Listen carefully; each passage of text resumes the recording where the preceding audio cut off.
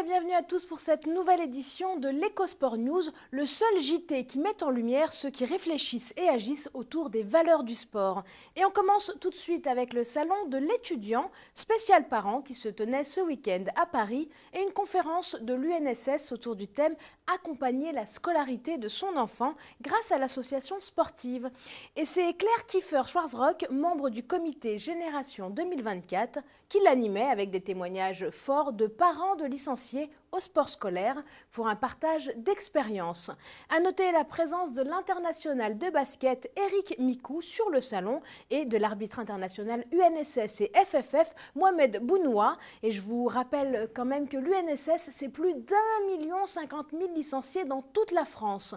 Et puis de la réflexion à la formation, il n'y a qu'un pas qu'on franchit immédiatement pour évoquer ensemble la journée du 5 octobre qui a vu se réunir plus de 200 participants à la Maison régionale des sports de Lorraine pour se former à l'arbitrage et s'informer sur l'engagement associatif autour du thème « Être un citoyen sportif et responsable à l'UNSS en 2016-2017 ». On poursuit avec la course de la diversité dont nous parlions dans notre dernière édition, un événement organisé par la Fédération française du sport d'entreprise qui permet de porter des valeurs fortes sur le terrain du sport et qui sont partagées par de grands groupes à l'image de Veolia.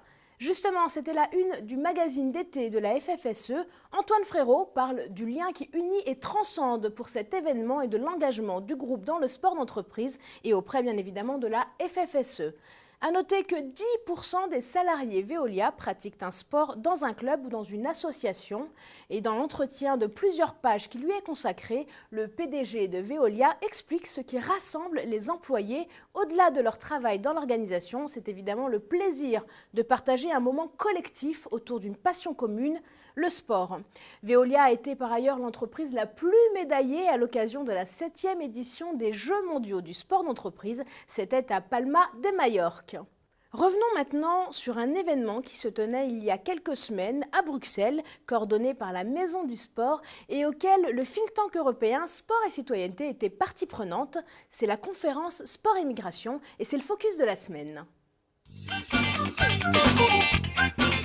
Je vous le disais à l'instant, notre focus est donc dédié à cette conférence qui se tenait à Bruxelles et qui a eu lieu à l'initiative de la Maison du Sport et de Sport et Citoyenneté, qui est d'ailleurs membre de la Maison du Sport. On en parle avec mon invité du jour, c'est Maxime Leblanc, responsable des affaires européennes chez Sport et Citoyenneté. Merci Maxime d'être avec nous. Bonjour. Alors parlez-moi un petit peu de cette organisation Sport et Migration, une conférence qu'on n'attendait pas forcément de votre part. Écoutez, Sport et Citoyenneté, c'est avant tout défendre les valeurs du sport et l'impact sociétal du sport. Aujourd'hui, l'Europe se retrouve confrontée à la plus grande vague migratoire de son histoire et il fallait réfléchir à la contribution du sport et en particulier du football à ces grands challenges européens. Donc on a réuni à Bruxelles effectivement début septembre un certain nombre d'organisations qui ont des choses à dire sur ce sujet. Alors je le disais en début de JT, là on parle ici de ceux qui allient la réflexion et l'action. Cette conférence-là, comment elle s'est déroulée, qui vous avez convié et comment est-ce que les discussions se sont menées pour pouvoir avoir des actions concrètes ? Alors c'est notre habitude chez Sport et Citoyenneté, aller chercher les expertises dans les territoires, dans les institutions, dans le secteur privé, dans les ONG. Donc ici on a réuni effectivement les institutions européennes avec la Commission européenne, des projets de terrain qu'on est allé chercher un petit peu partout en Europe, en Belgique et en Autriche, et des ONG internationales. Donc on a cette gouvernance du sport qui est représentée pour défendre des sujets, ce qui nous permet, à partir de ces conférences, à partir de ces problématiques et ces recommandations qu'on trouve, d'avoir une légitimité pour faire avancer des sujets, pour pousser des idées ensuite, puisqu'on questionne, on interroge l'ensemble des parties prenantes. On va revenir sur la thématique forte de cette conférence. On a dit sport et migration bien sûr, mais à travers un outil que vous avez choisi, le sport, en l'occurrence le football. Comment est-ce que vous avez comment vous avez décidé de parler de cette discipline et pourquoi avoir choisi ce sport de masse ? Alors évidemment, le football, c'est le langage, c'est l'outil le plus efficace pour toucher un maximum d'organisations, un maximum de personnes. Aujourd'hui, l'Union européenne est passée un petit peu à côté d'une position qui consisterait à aider le sport pour accueillir les migrants. Les mairies, les autorités locales aujourd'hui qui reçoivent les migrants sur leur territoire ne doivent pas oublier que dans leur parcours d'intégration, il faut de l'éducation pour les enfants, il faut de l'emploi pour les parents, il faut un accès à un certain nombre de droits fondamentaux et de ressources de base, mais il faut également penser à leur parcours d'intégration à travers le sport. Aujourd'hui, c'est quelque chose qui n'est pas vraiment fait. On a quelques petits exemples, quelques petites bonnes pratiques à droite à gauche. L'idée, ici, c'est d'utiliser le football pour généraliser cette approche de l'intégration des migrants par le sport. Alors c'est un chantier que vous ouvrez, c'est un défi que vous lancez aussi à l'Europe. Quels sont les premiers échos de cet événement? Alors, l'événement en lui-même a été très positif, un public très attentif et qui est venu en nombre. Encore une fois, l'idée c'est d'aller chercher ces bonnes pratiques qui existent sur le terrain, d'en tirer les facteurs de succès et de pouvoir transformer ça en recommandations politiques auprès des institutions européennes. C'est quelque chose qui est difficile dans le sport puisque l'Union européenne n'a pas de pouvoir d'imposer auprès des États membres. Elle a mis en place un certain nombre de structures de dialogue auxquelles Sport et Citoyenneté participe à Bruxelles. Et on amène régulièrement ces sujets. Vous savez, aujourd'hui, on parle beaucoup de médias, on parle beaucoup de droits télé, on parle beaucoup de grands événements sportifs. On essaye de rééquilibrer un petit peu ces thématiques-là en amenant des thématiques citoyennes et sociétales. C'est pour ça que vous avez toute votre place dans cette EcoSport News, puisque c'est notre particularité. Et avant de nous quitter, peut-être, on parlait du sport et des migrations. Les prochains défis, les prochains grands rendez-vous qu'on peut attendre, notamment autour de la réflexion avant de mener les actions de terrain? Alors aujourd'hui, le Parlement européen se prépare à publier un nouveau rapport sur le sport. Il veut affiner un petit peu sa doctrine sur le secteur. C'est quelque chose d'assez large, ce rapport, qui va toucher les questions de santé, les questions de bénévolat, d'éducation, de gouvernance du sport. Donc on est aujourd'hui en plein dedans.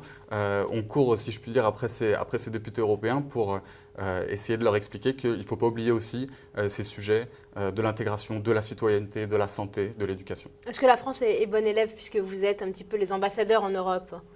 Écoutez, on a beaucoup de bonnes pratiques à faire valoir aujourd'hui. Malheureusement, l'échelon européen, la marche est souvent compliquée à franchir de prime abord pour les projets et les bonnes initiatives françaises. Aujourd'hui, il y a un programme qui s'appelle le programme Erasmus+ Sport qui permet de financer des actions de terrain qui se passent en France en partenariat avec d'autres structures en Europe. Il faut qu'on puisse arriver en France à aller accrocher ces crédits et à dépasser un petit peu le mythe administratif et bureaucratique bruxellois. Écoutez, on vous retrouvera pour dépasser le mythe ensemble. Merci beaucoup d'avoir été avec nous, Maxime Leblanc. Je rappelle que vous êtes responsable des affaires européennes chez Sport et Citoyenneté. Voilà, c'est déjà la fin de notre JT. Prenez de quoi noter puisque tout de suite, c'est l'agenda. Dans les rendez-vous à ne pas manquer dans la continuité des Jeux de Rio, les États généraux du sport de haut niveau qui se tiennent durant tout le mois d'octobre sous l'impulsion de Thierry Braillard, secrétaire d'État au sport, qui attend qu'on transforme l'argent remporté en or et qui demande à tous les acteurs du mouvement sportif de se réunir et de travailler pour que la génération 2024 soit encore plus performante. Les préconisations issues de ces échanges seront synthétisées et remises en novembre à Thierry Braillard himself.